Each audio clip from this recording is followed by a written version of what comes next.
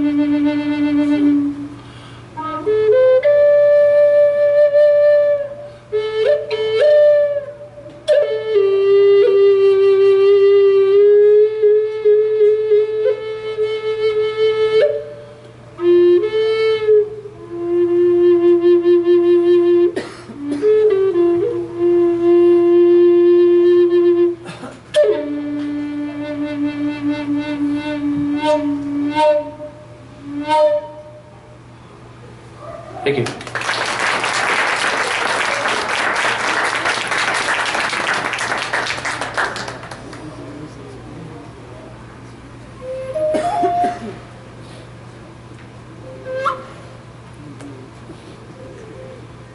In walking through life, sometimes we meet those people who are just such, I guess, bright, shining people that they have not one almost bad bone in their bodies, so to speak. They just, everything about them radiates just peace, love, and happiness. And it's very rare to find people like this that don't speak bad about others. They truly walk their talk. They are helpful to anybody that they can lend a hand to, take their shirt off their back for anybody that they could. And one of these people that I met, his name was Mike Cerna, and he is a flute maker and a flute player from back in Tennessee. He lived in Nashville, or Chattanooga, I'm sorry. And he fought cancer through a couple periods of his life and beat it. And he passed away recently, just about a couple weeks ago. His cancer came back, and he lost his fight. But in knowing him, I could probably count the times on one hand that we actually met in person and talked. But as far as phone conversations and Facebook and keeping in touch, we stayed in touch all the time. And he was just one of these people that always encouraged everybody around him. Everybody that he came in contact with, he would encourage them to strive to do their best. And this is a song that I wrote for him on the way to Denver when I found out he was passing. And the band, we performed a show at Dakota Native American Eatery that night, and I performed this song for him called The Journey of a Flute Man. And it was the next morning about 11:10 a.m. that he passed on. And I'm going to be traveling to Chattanooga next week for his services and his celebration of life, as well as some other musicians that he touched the lives of, such as people like Mark Slaughter of the rock and roll band Slaughter, and many other musicians that this man brought this instrument to and brought peace to other people. And this is a song that I wrote in his honor. This is called Flute Man's Journey.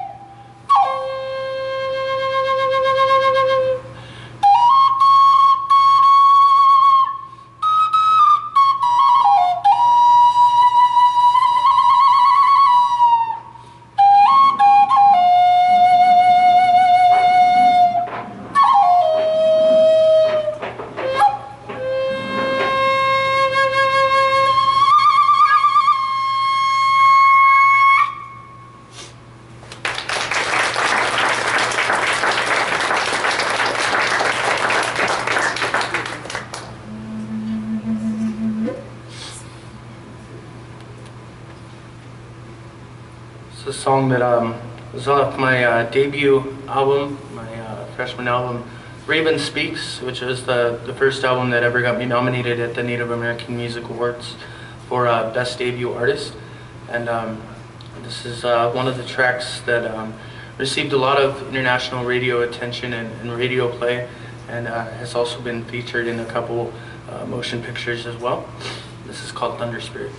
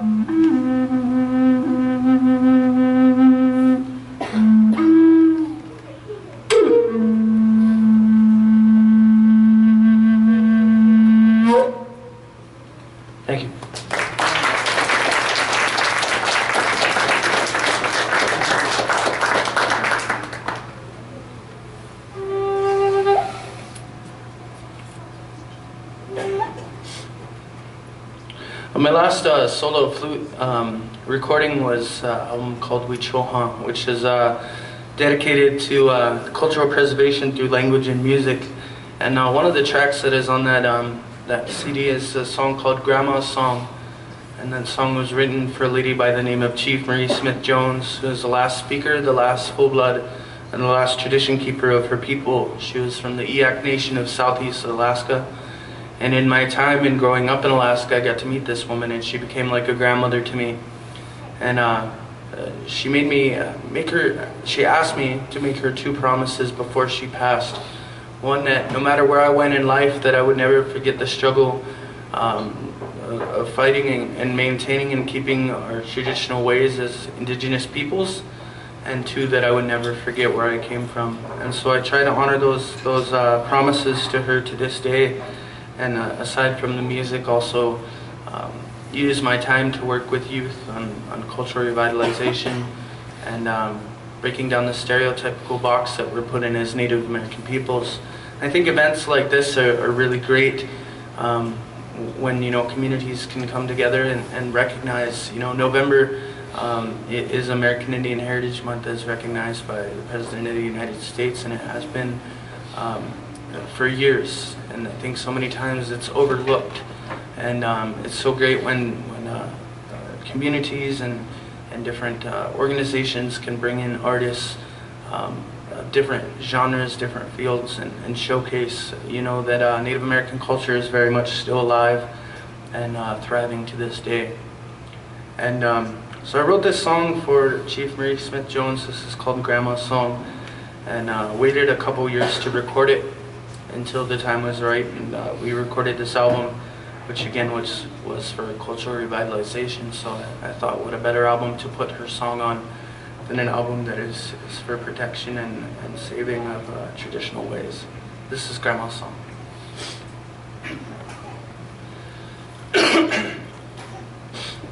Where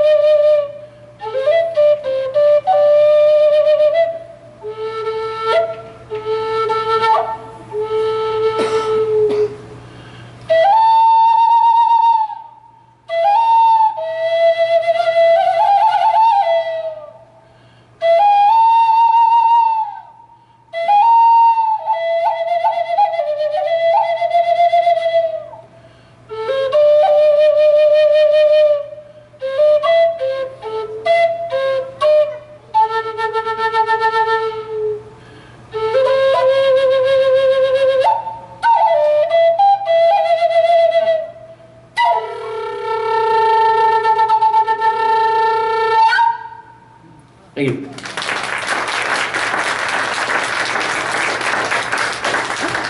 This time I'd ask you all to give a big round of applause to Mr. Brian LeBrun. I'm gonna invite Brian up to do an instrumental piece that he has composed, and will perform for y'all. Yeah, not composed?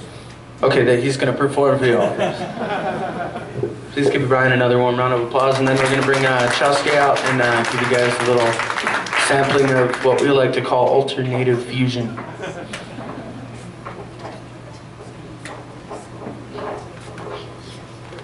In the words of Monty Python, and now for something completely different. This is a song that I'm going to do in honor of my friend Jake Norwood, who played with some of the biggest names in the business: Eric Clapton, Jimmy Page. He taught me this song, and it's George Benson, "Breezin'."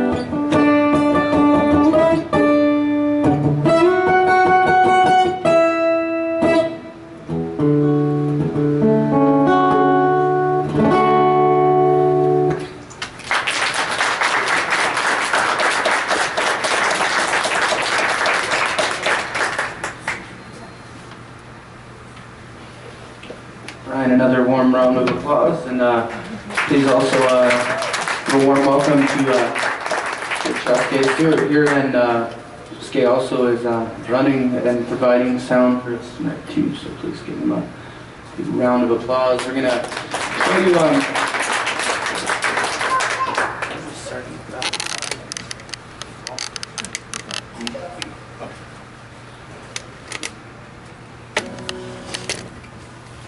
as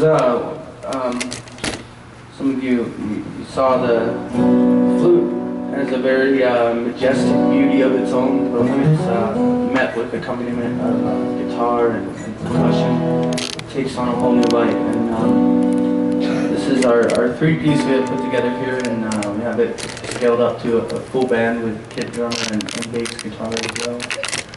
And so this is a style or a genre we've created, and we like to call alternative fusion.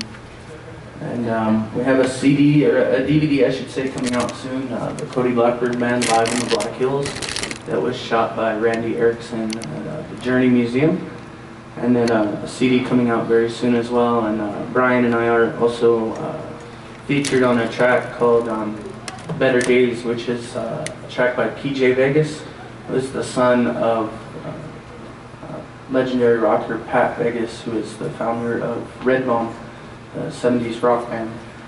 So I've got a few irons in the fire and different projects we're working on. So I invite you all to go to the website codyblackbirdband.com or codyblackbird.com and follow us on there, and also on Twitter and Facebook as well.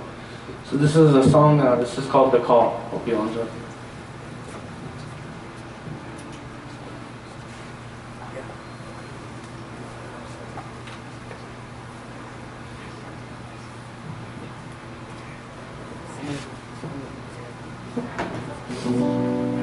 On this one?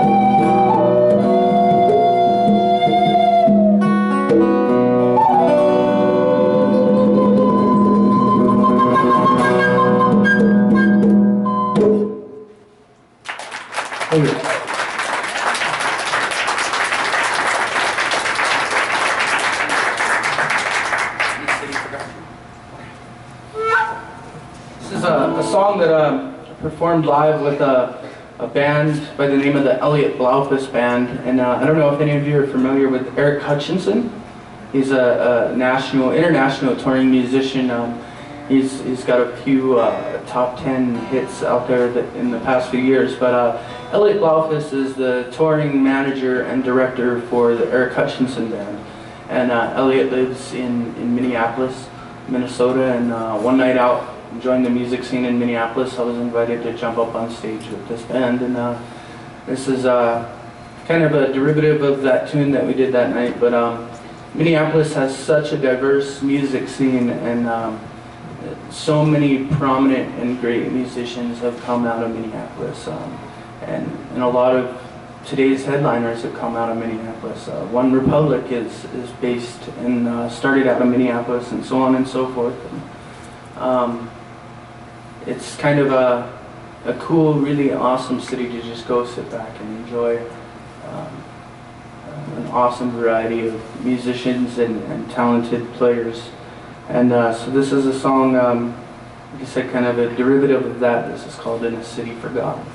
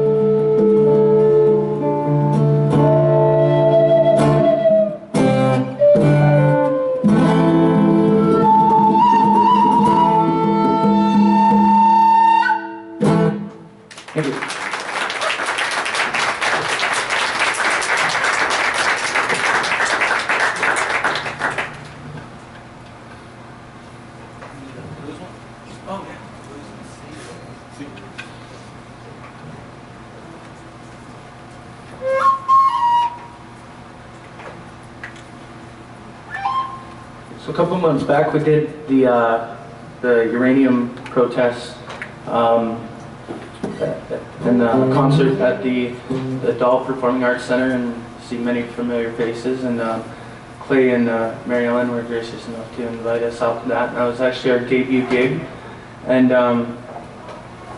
we wrote the song for that called. It was originally called Uranium Blues, and then I think the name Yellow Cake Blues stuck with it. And so this is a song that is our little protest to uranium mining and what's going on here in the hills. This is called Yellow Cake Blues.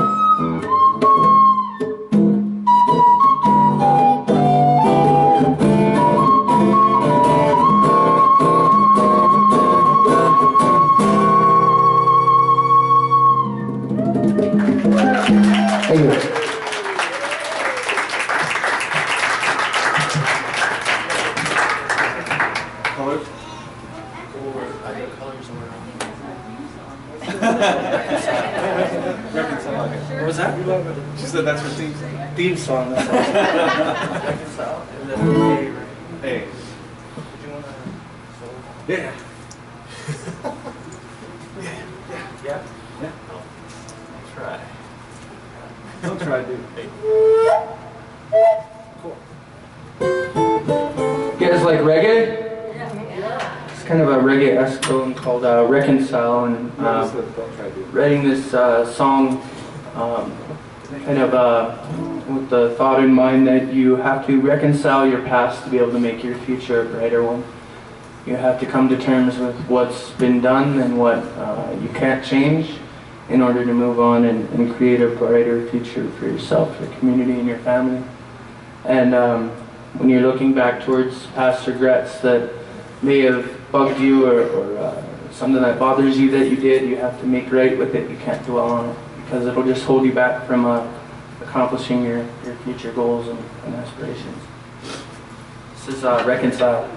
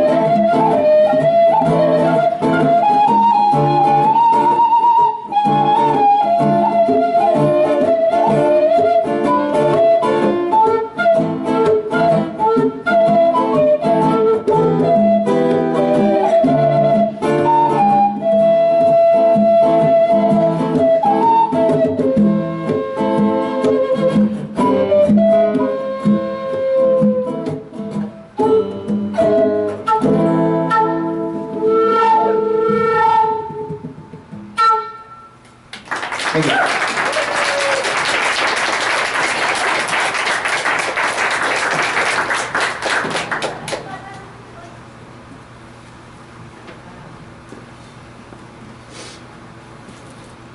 This next song is a song that I composed a little over a year ago when my mom was passing from cancer. And her favorite time of year was the fall time. She loved the colors, she loved the season and everything about it. And I think the holidays and coming closer with family and everything that the fall time meant, she loved. And it was really kind of funny the way it happened that she would choose a time to go home, you know, and the day after she left, it was funny, you could look outside and she took all of the colors with her. And I composed this song a few days before she passed on my way to Nashville, Tennessee, to actually do a show with the gentleman I was speaking earlier about, Mike Cerna. And we were doing a show at Long Hunter State Park. And on the drive down there, the colors were just amazing. I had never in my life, in all my travels, seen colors that just deep and resilient in the fall colors. And so I wrote this song for her, for my mom, called "Colors of the Fall." And then with the guys' help, was able to put some accompaniment to it and create this song. And this is you know, not a sad song, but I rather like to think of it as a happy song. It's a song to, you know, look at life and be grateful for everything you have, because truly at the end of the day, you have to be grateful in order to receive. You can't just be not happy with what you have in life and still expecting more with your hand up. You always have to be grateful for what you have, because you never know when what day could be your last, and you should treat every day like it's your last, and live life to the fullest. This is Colors of the Fall.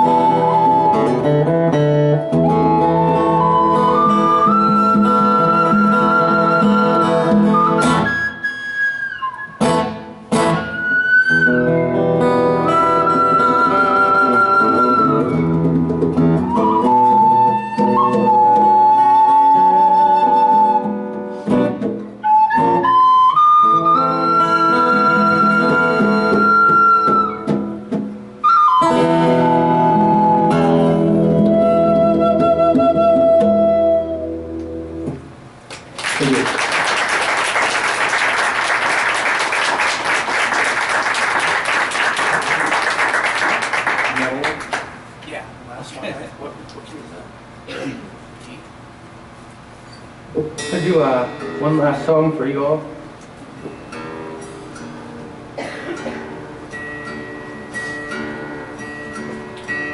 This is a song that we wrote called When It Pours, and it's kind of more of a heavy feel to it. But if you guys would like to purchase any CDs or merchandise, I do have Cody Blackbird t-shirts available, as well as three of my most current releases.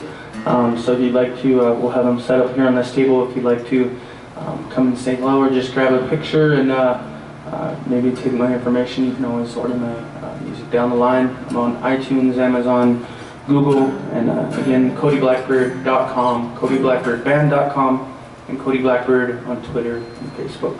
So thank you all again for coming out tonight. I'd like to give a big round of applause to Susan and everybody here at the library who made tonight possible. Thank you for inviting us. Hope we got something done. Again, thank you all. And again, big round of applause for Mr. Brian, LeBrun, Chaske, Stewart. This is When It Pours.